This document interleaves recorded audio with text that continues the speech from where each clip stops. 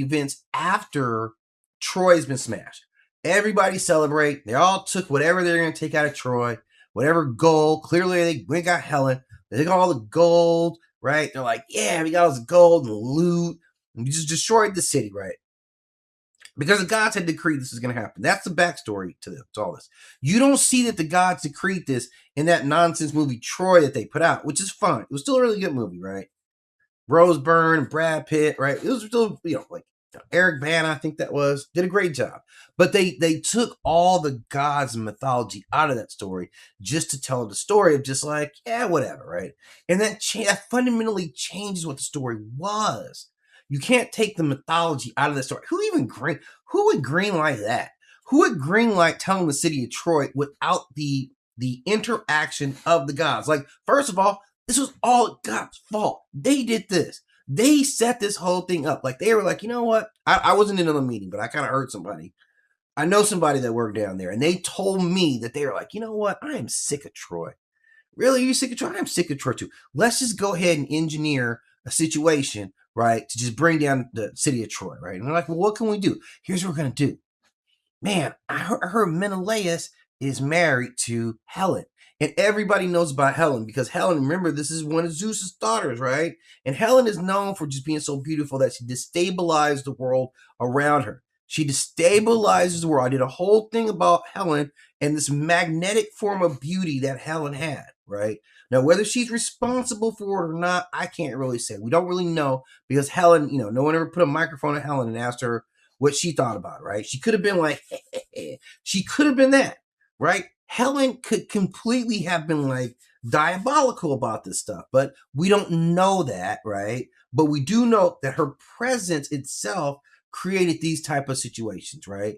So the first thing that the gods did was they moved Helen from Menelaus' house into the house of Troy, right? Now, how might they do this, you should ask?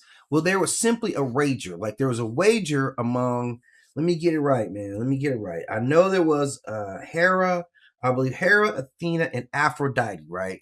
Hera, Athena, and Aphrodite were all sitting around. I don't know who else was there, right? I'm going to assume they were eating some ambrosia and chilling, right? And somebody brought up, like, who's the most beautiful out of the three guys, right? And all hell broke loose, right? You knew it was a problem. Because even Zeus was like, I ain't got nothing to do with it, man. And Zeus, I don't even see how you got away with it. I ain't got nothing to do with it. You should pick your wife every single time, right? And just be like, look, no matter what, I'm picking my wife. So that's your pass. Like, ain't no, anyway, he didn't even handle it right. But so anyway, so now you got these three goddesses who are all powerful, and each one of them, like, they're like, we're gonna pick just a mortal to be the decider. So they go to, is it Paulus? What's his name, man? Whoever that dude is, right? Who brings Helen home, right? They engineer all this work. She is ultimately the prize. If you, because I think it's Aphrodite says, if you choose me, then I'll give you the most beautiful woman in the world. And that's what she does, which is Helen. So now you take Helen, the destabilizer. Helen, the destabilizer. I want you guys to get the context of that. Helen is the destabilizer, right? Like, y'all know what it's like, man. You've been working someplace for a long time, and then all of a sudden, like a really good-looking girl starts working there. Everybody, it turns the place goofy, man. We know this already. So that's what Helen was at on, like, God level, man. She's the god of doing that, right? Like, she's the goddess of that. She's a goddess of, like, whoa, and everybody flipping out. So you take Helen, you put the destabilizer in the city of Troy. The gods made that move because they knew it would rally all the other cities, all the other Greek states, to come there, and basically they jumped them. They pulled up on them. Right? That's 100% what happened. It was an old-fashioned pulling up, or even the first fashion pulling up. So this launches, of course, a lot of great stories from this Greek tale. And everybody goes home after this, except for Odysseus, right? Not because he's not smart, but he spent 10 years floating around, just going all over the place, right? Fighting against monsters, scrapping with some gods every now and then, dealing with temptations, natural disasters. Meanwhile, his wife is at home in Ithaca, and she getting mad pressure by everyone's like, look, your man is dead, girl. Look, your man is dead. And this is where we start talking about Greek politics. This is where it talks about Greek politics, Greek hospitality, like your house being besieged, how they were literally waging war on her by existing in her house and consuming all their resources, saying basically, if you don't pick one of us, we're just going to run your house into nothing. This was a very political move. Okay. And this was the politics of warfare, because remember, all these Greeks who all got together say, okay, who wants to go jump Troy? Right? Odysseus said that. You did say, yeah, let's go down there and jump Troy. Let's go beat the shit out of him. And you got in your ship, and you were even crucial to it going down. So I don't know if I can really feel sympathy for you and what happened to your kingdom. Because maybe if you hadn't gone over there to destroy their kingdom, you wouldn't have been having this problems. And you wouldn't, because you'd been at home. It wouldn't have been all these suitors at your house. You wouldn't have been gone for 10 years because your ass would have been at home, right? Just think about that. I don't know if that's cosmic fate. I don't know if I need to. Thou hadst seen the fate. I could have told you this, right? I could have told you this, right? Don't leave your treasures when in a glass house.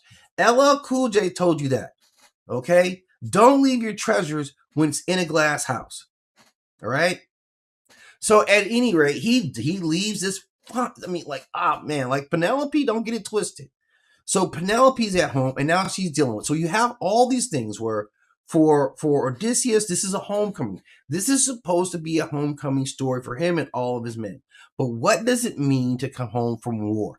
This is like the smart guy's storytelling here is, what does it mean ultimately to come home from war? Because he's coming back as a different person to a different place, to a fundamentally different place. This is what Odysseus is coming back to. Odysseus is going to have identity issues himself because he constantly disguises himself. As he goes through this entire tale, I mean, he's got to pull out like 3 or 4 different disguises, dude. Like, that's who Odysseus is. He's always lying about who he is, right? And sometimes it puts into questions like, does anyone really know him? And can he even like reveal himself safely? Like, that's the point. He has to be in hiding because of the stuff, it is what it is, right? So identity becomes very fluid as he's progressing through this. Then this is ultimately a story that you'll hear a lot of tales about, just the idea of intelligence versus strength.